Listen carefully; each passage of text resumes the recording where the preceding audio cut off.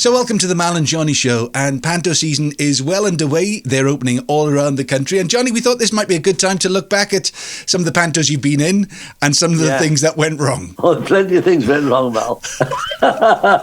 Usually on the first night. Right. I mean, I'll never forget, I think it was the one in Cardiff when we did Aladdin. Right. And the bloke who played Emperor had never done a panto before. Right. So he made the awful mistake of learning the script verbatim before he turned up for rehearsal, which is like, disaster, because they're going to cut stuff out, they're going to put jokes in, and you know the hell he was. So anyway, long story short, he's the Emperor. Alwyn was Princess So Shy. I was Prince Saigon, would you believe? More or less like a principal boy. Anyway, Aladdin was played by Golden Shot Girl. What was her name? Oh, Anne Aston. Anne Aston. Higher, lower, yeah, shoot. That's her, yeah. Anyway, what happened was he learned, so he missed his cue. The Emperor missed his cue completely, right? Right. So Alwyn is stuck on stage, and I'm stuck on stage with all the dancers, and we've got the villain is there, and the line was, from the Emperor, cut off his head, right, to Aladdin. Well, I can't say it because I'm his friend. Alwyn can't say it because she's supposed to be the girlfriend. So there's no sign of the Emperor, so Alwyn's going to the girls behind her, shout off with her head. We couldn't get off the stage. See? That was the exit line. So eventually one of the girl dancers went, off with his head, and we all left the stage. But that's only the start. The next thing is, he was so choked about missing his entrance. He went back to his dressing room, took his costume off, and he's sitting there in his underpants like this, and he missed the next entrance as well. You've just got to let it go, Johnny, haven't you? When something happens on stage, you've just got to... It's hard, mind you, isn't it, when you make a mistake, because you keep on replaying it in your head. That's right. And I mean, he was mortified that he missed his... But another thing that happened in Cardiff, I think that... No, which one was that? Oh, Mother Goose. Right. I was in Mother Goose that year with Stan Stennett. And the woman who played the goose, she always played the goose, this woman. I've forgotten her name now. But she had her own goose costume, and she always did goose in panto. That's great. And she used to sit in it all the time, You'd see her sitting with the funny feet like duck's feet and no head, Anyway, she's on the nest, which is a bar on top of one of the buildings. And the flash box was, the flash box? Right. Where they put like, I think it's gunpowder or something like it, and it flashes when the villain comes on her. And it was right by the nest. He caught the nest on fire. And she's going up in flames now.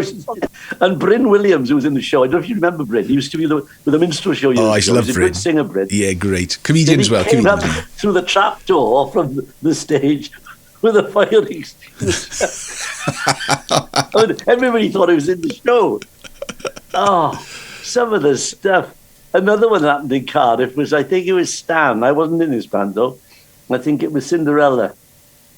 And he invited me to come and see it, because I was doing something else. I wasn't doing a panto. So I went to see it. I went to see the dress rehearsal. That's it. It was with an audience. And the girl, I won't mention the name. No. But she was North Walian. Right? Okay. And she was playing Cinderella with a very thick North Walian accent.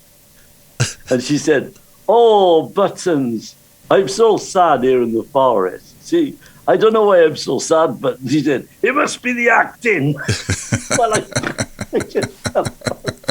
So another one was Stan, because they always have...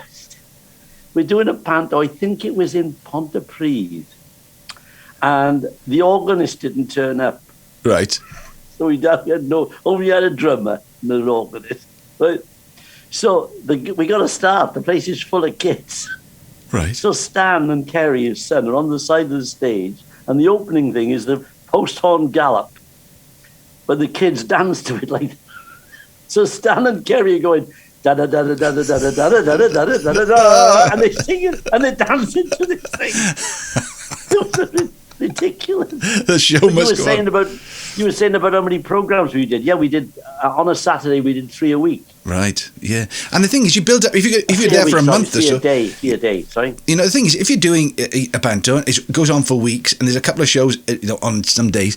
There's bound to be particular shows when things go wrong. Now, then, if you're experienced like yourself, Johnny. Now, if people were watching our podcast last week, you were doing a bit of tap dancing, and with a crowd invasion, a couple of kids came and joined you on the stage.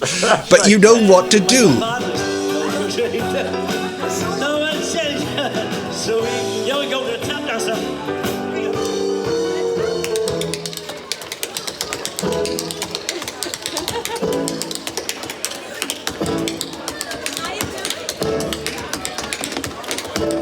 But if you're new to it, or if you're like a proper actor, I mean, it's not what you expect, is it?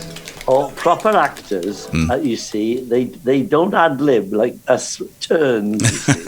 I always say that turns can always act, and actors can't do a turn, and it's true because you've got to think on your feet when you're in a pantomime. You know, things go wrong all the time. Yeah. I mean, somebody will chuck something at you if you're the villain, and you've got to like dodge it. You know, and. That's right. You got to think on your feet. So when the kids got up there, it just was like natural for me to hold their hand and talk and make it look like part of the show. Part of the show. I've never done panto, right? But I've done musicals when things have gone wrong, and it's always like actually what do they say? A bad dress rehearsal, a good opening night. Is that right? That's what they say. Yeah. You know, but I was thinking there was one night. It was a terrible Tuesday, and it was a musical I'd written with a lady called Iris Gower called Copper Kingdom. Now the idea was it's Swansea Grand Theatre, and the pit. You know, you come out of the pit. They go up and down, don't they? You know, right. Well, we thought it would be really good for me as the narrator to start in the pit, right? Coming up. And it was apparently it was very effective. So they had a little like like a barrier around the front, so nobody could fall into the pit. Yeah. And there were people in the front row. So I would come up out of the pit. You know, the music would start, the lights would go down, and suddenly this bald head would appear, like 3 or 4 feet from the front row. You know, and then I'd magnificently glide up, and I'd reach the top of the stage, and I'd just step off. Except the terrible Tuesday when it got stuck halfway up. So you've got to climb out, have you? There's the front row there, and only because this used to be a boom town. Now then, my band, obviously they can see this going on because they're on stage, and obviously the empathy that they felt for me disappeared within 5 seconds, and they realised this is a disaster. How on earth is he? Because it's like the stage is up there. And I was a much younger, fitter man then, and I knew Was it in Swansea Grand? Swansea Grand, yeah. It must have been a 4 or 5 foot leap, and I thought to myself, I've got one chance of doing this without looking like a complete idiot. Well, mostly an idiot anyway. But and I must have been the adrenaline, because I sort of cleared it with like Colin Jackson doing the hurdles, and then I ran in, and of course because I was a bit late, the cloth's coming down, the cloth to bleed behind, just underneath it. Oh boy! And I think it went. Talking about falling off, I remember my father, because as I told you, my father was a pianist. Yeah. So if I was doing a club, I didn't want to chance some of the musicians; they couldn't read music, so I'd take the old man, see. Yeah. And one of the clubs, I don't know if it's Trathloin or something. Oh, Trathloin. Yeah. It was a big club. And it was a high stage, very high stage. Anyway, my father's on the thing, and he's playing away. And he used to do a thing. When I used to do Frankie Vaughan, he used to get up and go, Frankie! And he used to get a big laugh. Okay? Well, this time he got up, he went, Frankie, and he sat back down, and the chair fell off the stage with him on it. And he jumped back on the stage, and he got back on the piano. He didn't miss it. Beat? No, he's a professional. He's a professional, Johnny. He's a professional. Ty Bach Rugby Club. Do you ever play the Ty Bach Rugby Club? Oh, I did Ty Bach Rugby Club. Oh. I did Ty Bach Workman's. Yeah. In fact, Chris Needs used to play organ at Ty Bach. Of course. That was one of his jobs. Yeah. They used to have, So we were quite regular at one stage. Mal Pope and the Jacks were quite regular. And the show, obviously, when you do a show, you can't change it every time you're there. So you try and make a little bit more effort every time. So I had a very, very long guitar lead, and I was on the stage, and what I realised was they had all these tables right the way down the middle of the hall. When they do the bingo. I know, the bingo. All the way down the middle of the hall. I thought, right, I'm in the middle of something. I'm doing a guitar solo, and I step off the stage onto the first one. I'm sort of like half running, really. I'm thinking But what I didn't realise was, instead of them being tables with 4 legs, they were tables with one leg in the centre. I got to the third one. crowd surfing backstage, and again I look around and the band, they're not worried. They're laughing their heads off. Johnny, it's not fair, is it? That's right. See, right. Things go wrong and everybody ad-libbing. Now then, that's something you definitely have to do. I mean, I'm sure you were great with your lines, were you? Well, the thing is, learning my lines. Well, actually remembering them. Remember them. Yeah, I was okay. Yeah, no problem. And of course, ad-libbing. If you work with Stan Stennett, you have to be ready for anything, because Stan would throw something at you. Yeah. And you have to come back with something. You know what I mean? Yes. But what you said earlier about the actors that don't ad-lib, there was one guy who played the Prince in Liverpool when I was doing the panel, and I was Dan Deeney. See? Anyway. Bill Maynard was always ad-libbing. He couldn't help it. He was a comedian. Yeah. So it threw him completely to know the hell he was. Prince Charming. So he complained to the management. So Bill said, okay, I'll take it out. See?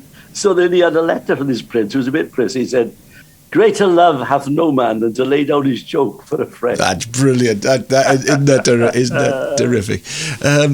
Yeah, and the whole thing, I suppose that's what pantomime always was and always should be, really, isn't it? It should be free, but within certain guidelines. Yeah, and the comedians are notorious for doing things that and they try to throw you as well. They do it on purpose. You see, there was a bloke called Johnny Stewart. And he was a good comedian, and he'd come on. I was in Dick Whittington with him, and I'm doing the love scene, and he walks behind me and goes, kissing her with her mouth. That was me, I was gone, he just threw it.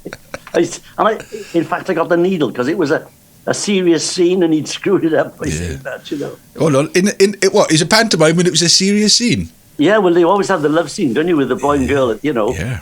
Where he either saves them from the villain or whatever, and it's like, I love you, Robinson. Oh, I love you too, Polly, and it's all that bit. You always have a bit of that. So that's got to be serious in that case. That's you've got to have serious, and you've got to have the pathos. A lot of people don't understand this. Pathos is very, very important for children. So you take Dick Whittington and the cat, okay? Mm-hmm. When he can't afford to keep the cat, he has to send him away, right? He says, oh, I can't keep you, puss. I've got no money. I've got to try and make my fortune. I'm going to have to go. And the cat, he won't go. So he said, and in the end, you lose your temper. Go on, go away. I don't like you anymore. And he slinks off, and he turns and looks back.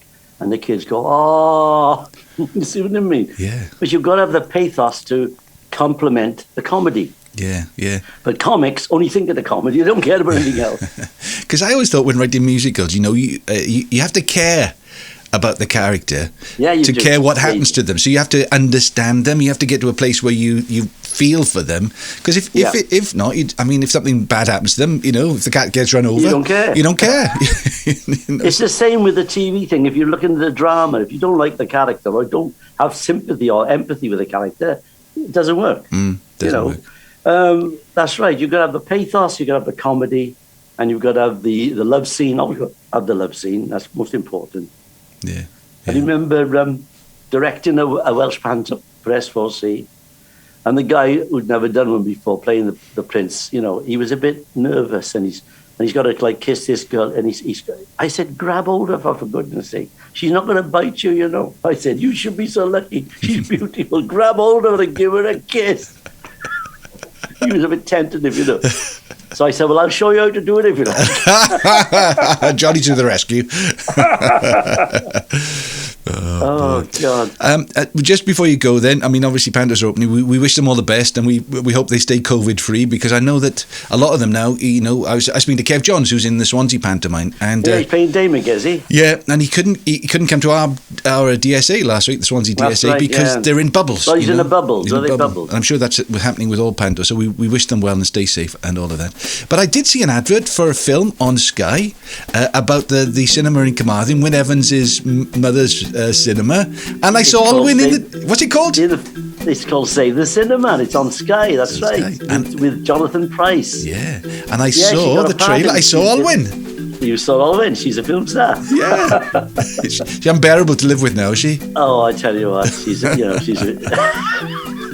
the thing is, Alwyn's been very busy through the COVID season, because she was only doing TV or film or whatever, as long as she got tested every day, she could go in and do it, you see. Yeah. Whereas the theatres were all shut, as you know. Yes. So, in fact, she's had a good year this year. Brilliant. She's done 3 situation comedies and a film. But no Panto. No Panto for either of you this year. No Panto. No Panto. There we are. Well, I'm not sure I'll do a Panto again unless somebody should we write one? A really good deal. Let's write one for next Christmas. Yeah, let's write one. You and me, we do one. Mal and Johnny in Babes in the Woods. Goose, whatever you like. All right. Well, look, have a good week, and God willing, I'll speak to you next week. Yeah, have a good one. All and right. I'll speak to you soon. All right. It's goodbye from him. And it's goodbye from him. Bye.